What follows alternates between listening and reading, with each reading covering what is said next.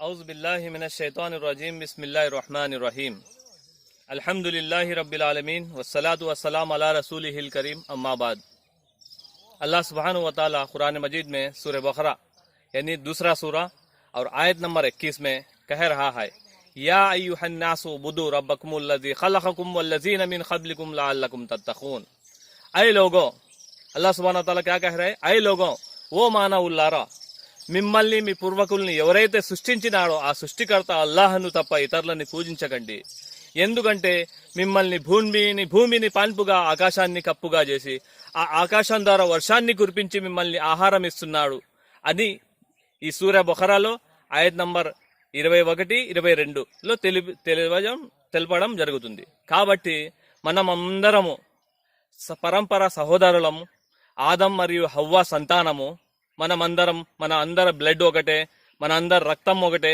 కాబట్టి మన అందరిని సృష్టించిన ఆ సృష్టికర్తని ఒక్కడనే మనం ఆరాధించాలి, ఆ అల్లాహ్ సుబ్హానహు వ తఆలాని వేడుకోవాలి, ఆ అల్లాహ్ సుబ్హానహు వ తఆలాని दुआ चाहिए। तमाम से मैं ये गुजारिश कर रहा हूँ, अल्लाह सुब्हानहु व तआला कुरान सिर्फ मुसलमानों के लिए नहीं है और मस्जिद सिर्फ मुसलमानों के लिए नमाज के लिए ही नहीं, गैरों को भी लाना है, दिखाना है मस्जिद क्या है। अल्लाह के नबी मोहम्मद सल्लल्लाहु अलैहि वसल्लम और मदीना मस्जिद नबवी में और असम्बली के जैसा फैसले भी करते थे और बीवी शोहर के जो भी परेशानी मुसीबत आती थी वहाँ बैठकर मशवरा करते थे।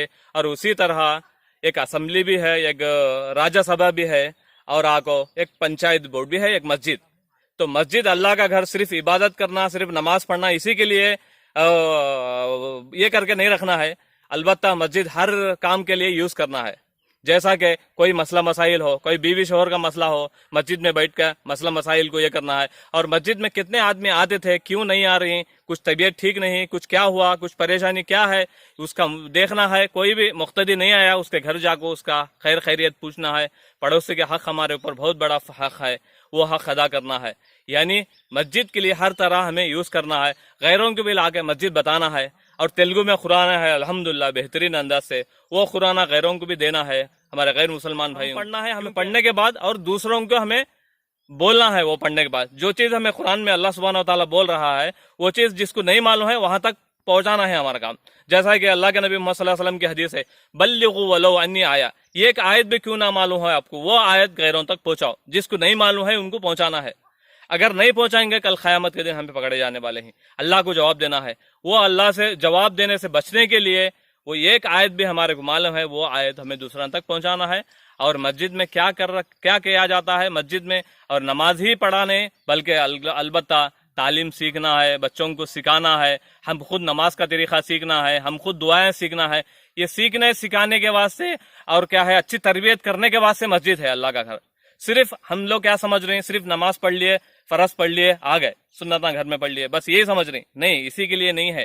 मस्जिद हर काम के लिए है। जैसा कि असेंबली में जो काम किया जाता है वो मस्जिद में कर सकते हैं, जैसा राज्यसभा में जो काम किया जाता है वही काम मस्जिद में कर सकते हैं।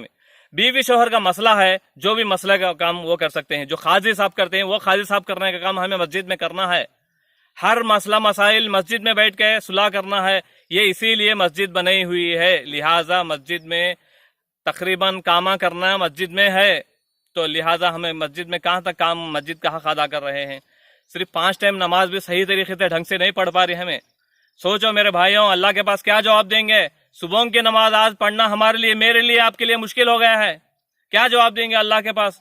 5 टाइम नमाज फर्ज है, अल्लाह का आर्डर है, अल्लाह सुब्हानहु व तआला का आर्डर है। कंपलसरी 5 टाइम नमाज पढ़ना है हमारे लिए। क्या पढ़ रहे हैं हमें नमाज? क्या अल्लाह के पास हमें इस नमाज के बारे में जवाब दे सकते हैं हमें?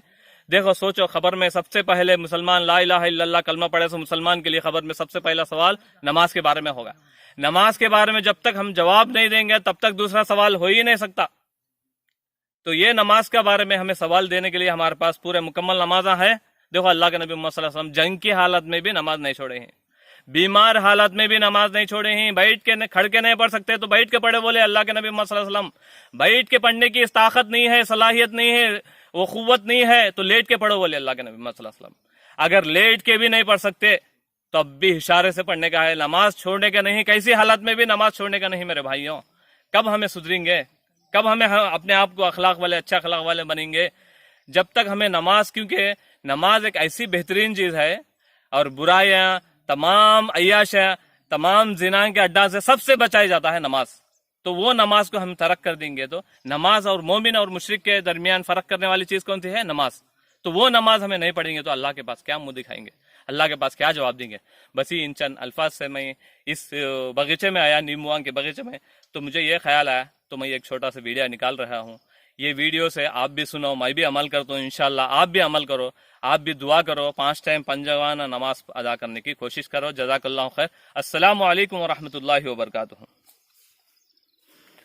اللہ